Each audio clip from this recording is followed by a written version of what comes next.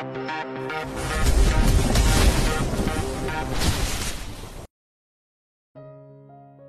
173. Duda terpikat cinta sekretaris. Stefan dan beberapa anak buahnya sudah sampai di Jepang. Mereka tidak langsung pergi ke markas Tiger Black, tapi mereka pergi ke rumah yang sudah Stefan beli di negara itu. "Bagaimana, apakah ada petunjuk mereka membawa istriku kemana?" tanya Stefan pada Alex. "Tidak ada, King. Mereka sangat rapi dalam bergerak," jawab Alex. "Saya minta 15 menit dari sekarang kalian harus mendapatkan informasi, atau nyawa kalian sendiri yang akan saya habisi," ucap Stefan dengan tatapan tajamnya pada mereka semua. "Baik, King, kami akan segera mendapatkan informasi keberadaan Nyonya," jawab mereka semua yang takut dengan tatapan tajam Stefan. Tanpa mengatakan apapun, Stefan langsung pergi ke kamarnya. Di sana dia langsung merogoh saku celananya untuk mengambil handphone. "Apa aku harus bertanya pada Salsa dan meminta bantuannya? Tapi bagaimana nanti kalau sampai Antonio tahu keberadaan Salsa?" bingung Stefan harus mengambil langkah apa. Dalam keadaan seperti ini, otaknya sama sekali tidak bisa digunakan, sehingga dia sendiri kebingungan harus mencari Rebecca kemana. Markas Tiger Black pun mereka tidak tahu tempatnya sedari dulu, karena seluruh orang yang ada di Jepang yang mengetahui tempat itu tidak boleh mengatakannya pada siapapun atau nyawa mereka sendiri taruhannya. Tiger Black sangat terkenal kejam di negara itu. Mereka tidak akan segan-segan menghabisi nyawa seseorang kalau orang itu tidak menuruti perintah mereka. Sedangkan The Devil's Casino adalah kelompok mafia yang ditakuti di mana-mana tapi tidak di Jepang karena mereka paling utama takut kepada Tiger Black, sehingga ancaman apapun yang nanti akan Stefan berikan pada penduduk di sana mereka tidak akan pernah buka mulut tentang di mana keberadaan markas Tiger Black. "Bagaimana keadaannya, Dok?" tanya Antonio pada dokter yang sudah memeriksa keadaan Rebecca. "Luka memarnya di punggung cukup parah, beruntungnya itu tidak berakibat buruk pada janin yang ada di dalam perutnya." Jelas dokter itu membuat Antonio semakin menyesali perbuatannya. Lagi-lagi dia harus melukai orang yang sebenarnya sangat dia sayangi, hanya karena salah satu orang yaitu Stefan. Seharusnya dari awal Antonio tidak harus menghukum orang yang berhubungan dengan Stefan, tapi dia harus menghabisi akar dari semua masalah yang ada, yaitu Stefan sendiri yang harus dia habisi. "Apakah saya boleh melihatnya, Dok?" tanya Antonio. "Boleh, Tuan, tapi setelah kami memindahkan Nyonya ke ruang perawatan," jawab dokter itu. "Berikan ruang VVIP, Dok, saya yang akan menanggung semua biayanya," pinta Antonio. "Baik, Tuan, kami akan segera menyiapkannya," balas dokter dan setelah itu dokter itu pergi meninggalkan Antonio yang masih menyesali perbuatannya di sana. "Apa yang sudah aku lakukan? Pasti Mama sama Papa kecewa sama aku sekarang. Mereka sudah menitipkan Regina kepadaku agar aku mencarinya dan menyayanginya dan menjaganya dengan baik, tapi yang ada aku malah menyiksanya tanpa belas kasihan," ucap Antonio menyesali perbuatannya. "Tuan, sebaiknya Anda duduk dulu, kita tunggu Nyonya Rebecca sampai dia dipindahkan ke ruang perawatan," ucap Joan yang sedari tadi setia menemani Antonio. "Aku sudah jahat, Joe. Mama Papa pasti kecewa denganku saat ini. Mereka pasti membenciku karena aku sudah menyakiti adikku sendiri yang selama ini aku cari," balas Antonio menyesali perbuatannya. "Semuanya sudah terjadi, Tuan, tidak ada gunanya Anda menyesali semuanya.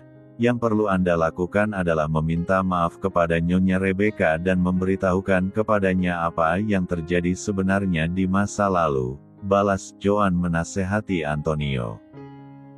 "Iya, Joe, kamu benar. Terima kasih karena sudah menemaniku selama ini. balas Antonio berterima kasih dengan tulus. Saya akan melakukan apapun untuk Anda Tuan, karena Anda sudah membantu kehidupan saya dan keluarga saya, balas Joan. Lalu apakah mereka sudah mengetahui keberadaan kita? Aku yakin Stefan tidak begitu bodoh, dia pasti gampang menemukan keberadaan kita saat ini, tanya Antonio yang sudah tahu kehebatan Stefan beserta kelompoknya. Benar Tuan. Bahkan sekarang mereka sudah berada di negara ini, tapi mereka tidak ada yang mengetahui markas kita karena kita sudah menutupi semua aksesnya, jelas Joan. Buat rekayasa kematian Regina Jo, aku ingin hidup bersama adikku. Aku tidak ingin adikku hidup dengan lelaki yang jahat yang suka menjadi selingkuhan orang lain, pinta Antonio pada Joan. Baik Tuan, saya akan segera melakukan itu. Kalau begitu saya pergi dulu Tuan yang sabar dan jangan emosi ketika nanti bertemu dengan Nyonya Rebecca, pesan Joan sebelum pergi. Iya Jo, aku tahu apa yang harus aku lakukan, balas Antonio.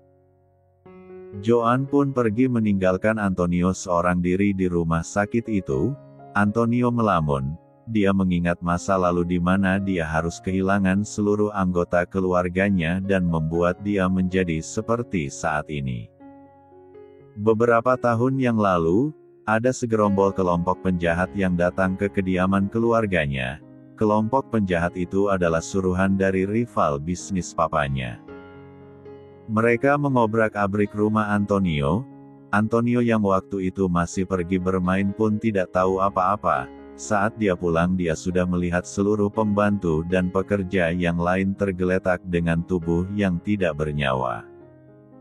Antonio mencari kedua orang tua dan adiknya, dan dia melihat ibunya sudah tidak bernyawa juga, tapi untuk papanya dia masih sadar tapi badannya sudah terluka cukup parah dengan luka tembakan di bagian dada kirinya. Papanya memberitahu Antonio kalau adik kesayangannya diculik, dan meminta Antonio untuk mencari adiknya dan menyayanginya dengan baik, dan menggantikan peran kedua orang tuanya karena mamanya sudah pergi dan papanya juga sekarat.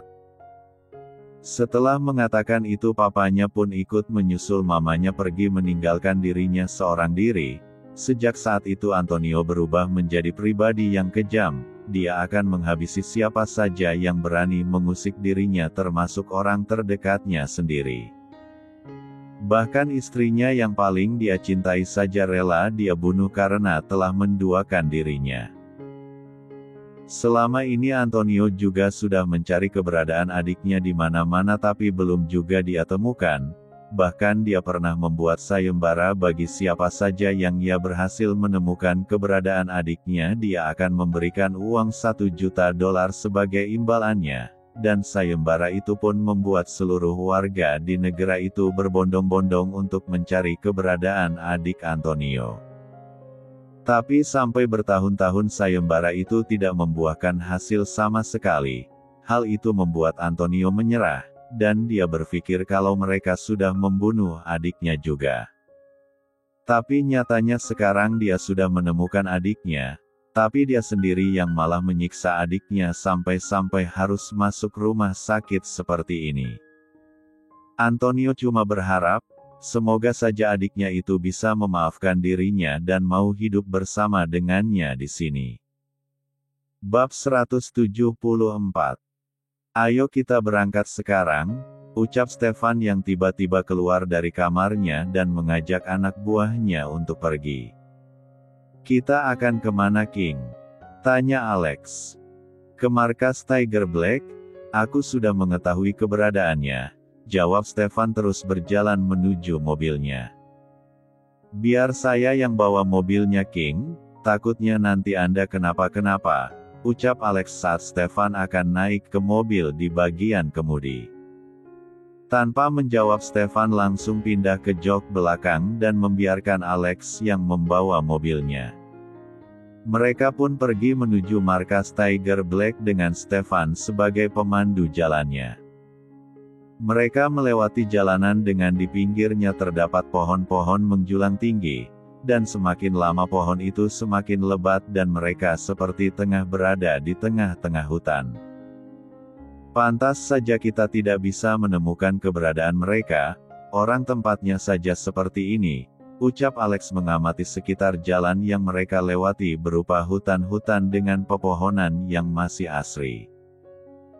Stefan diam saja, dia tidak menyahuti karena itu tidak penting buat Stefan. Jika kalian bertanya dari mana Stefan tahu lokasi markas mereka itu dari Salsa, tadi Stefan nekat menghubungi Salsa secara sembunyi-sembunyi dan menggunakan akun yang lain agar keberadaan Salsa tetap aman, tapi dia juga tetap bisa menemukan keberadaan istrinya. Tidak ada yang tahu tentang Salsa selain Alex, bahkan Julian, tangan kanan kepercayaan Stefan di perusahaan pun, tidak Stefan kasih tahu karena itu menyangkut keselamatan Salsa, sahabat mendiang istri pertamanya. Tak ada sedikit pun rasa di hati Stefan pada Salsa mulai dari dulu, dia hanya menganggap Salsa murni sebagai sahabat mendiang istri pertamanya, jadi kalau Antonio mengira dirinya berselingkuh dengan Salsa itu salah besar. Mungkin nanti kalau keadaan sudah membaik Stefan akan mengajak Antonio berbicara dari mulut ke mulut, agar kesalahpahaman ini segera berakhir dan dia bisa hidup damai bersama keluarganya. Mereka sampai di depan sebuah bangunan yang terbentang luas di tengah-tengah hutan, pantas saja tidak ada yang tahu keberadaan markas itu, orang jalan menuju ke sini saja harus memakan waktu beberapa jam. Sepertinya penjagaan di dalam sangat ketat, King, mungkin kita akan kesulitan masuk ke dalam, jelas Alex pada Stefan. Aku tidak ingin ada peperangan di sini. Aku akan turun dan datang dengan baik-baik ke dalam, ucap Stefan yang takut kalau akan ada banyak korban kalau sampai mereka berperang. Belum lagi mereka hanya datang membawa anggota cuma sedikit, mungkin jika dibandingkan dengan di dalam sana mereka akan kalah jauh. Apa Anda yakin, King? Saya takut kalau sampai mereka berbuat curang. Balas Alex, takut kalau sampai Stefan kenapa-kenapa. Kau bisa menemaniku, tapi aku tidak ingin mereka yang di belakang ikut bersama kita. Biarkan mereka ada di sini menunggu kita di sini, balas Stefan.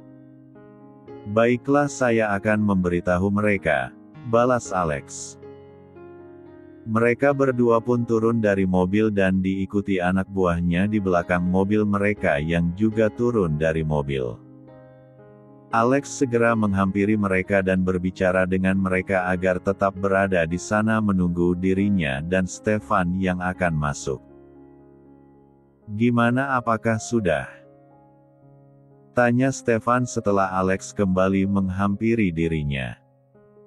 Sudah, King. Mari kita masuk, balas Alex mengajak Stefan masuk ke dalam gerbang yang menjulang tinggi di depannya itu. Alex dan Stefan yang pasti juga sudah membawa senjata untuk berjaga-jaga, takutnya nanti ada hal yang tidak mereka inginkan.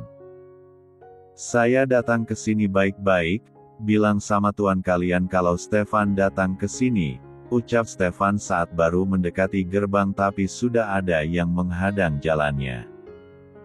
Kedua penjaga gerbang itu saling melirik satu sama lain, dan setelah itu mereka berdua saling mengangguk seperti berbicara dengan isyarat.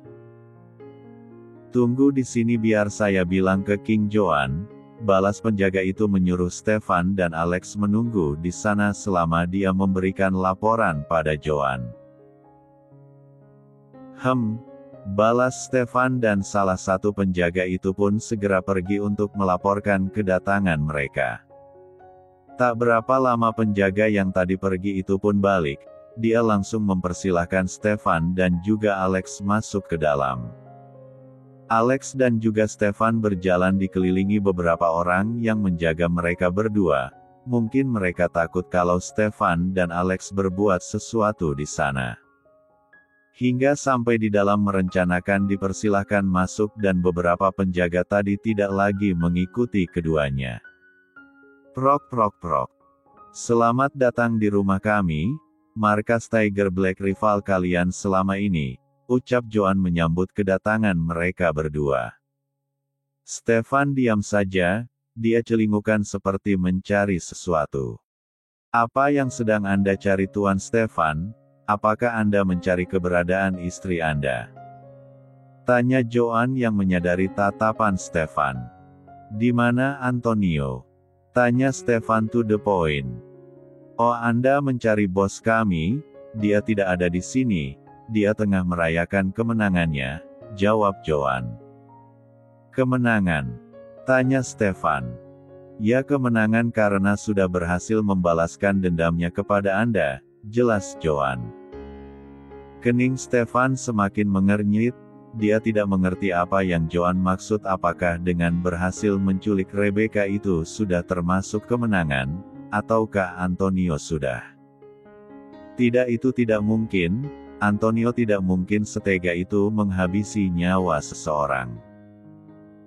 Kalau Stefan sibuk berpikir, maka beda halnya dengan Alex yang sedari tadi berjaga di belakang Stefan. Alex takut kalau rivalnya itu sudah menyiapkan jebakan buat mereka.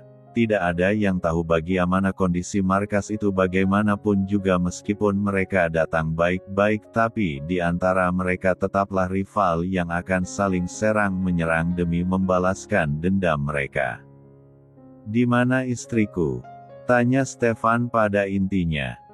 Oh, istrimu? Dia sudah menjadi abu. Tadi sebelum Tuan Antonio pergi dia menyempatkan diri untuk membakar mayit istrimu itu. Dan mungkin kau ingin melihat abunya. Ayo saya antar, jawab Joan membuat darah Stefan berdesir. Stefan langsung mengambil pistol yang ada di belakang tubuhnya dan mengarahkannya pada Joan. Kalian kenapa tega membunuh istriku? Istriku tidak salah apa-apa, kenapa kalian mengorbankan dia? Kalian sangat menjijikkan, bahkan lebih menjijikkan daripada babi, marah Stefan menatap Joan dengan tatapan dendam. Hahaha. Semua yang bernyawa pasti akan mati Tuan. Ayo kalau kau ingin melihat abu istrimu ayo ku antar, dan ingat ini markasku jadi kalian jangan berbuat macam-macam di sini. Atau kalian tidak akan bisa keluar dari sini, balas Joan mengancam Alex dan juga Stefan. Cih, kau pikir kita takut? Meskipun kita keluar hanya tinggal nama, aku tidak peduli. Yang penting aku sudah membalaskan dendam atas kematian istriku, balas Stefan tanpa rasa takut. Bahkan dia tidak menurunkan pistol itu sama sekali meskipun sudah diancam Joan.